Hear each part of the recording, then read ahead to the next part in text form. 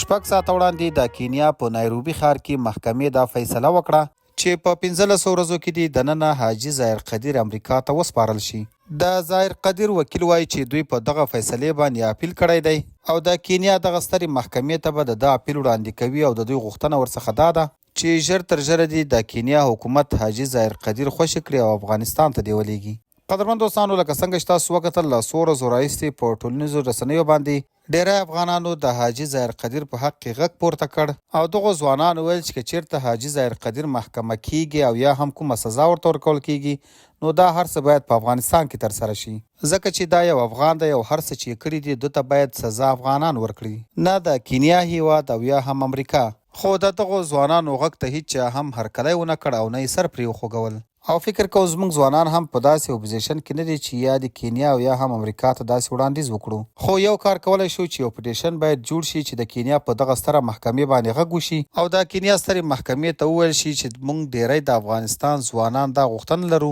چې حاجي ظاهر قدیر دې بیرته افغانستان ته وسپارل شي او که چیرته هم حاجي ظاهر قدیر ته کومه سزا ورکول کیږي او یا هم کوم بند پیښیږي نو باید په خپله خاوره، خپله جغرافیه او خپل هیواد کې پرې وشي، نه دا چې یو بهرنی هیواد راځي او هغوی دې زموږ یو افغان ته سزا ورکوي او هغه هم په داسې یو جرمونو کې چې هغه په افغانستان پورې تړاو لري، نه په امریکا او یا نه هم په کینیا پورې.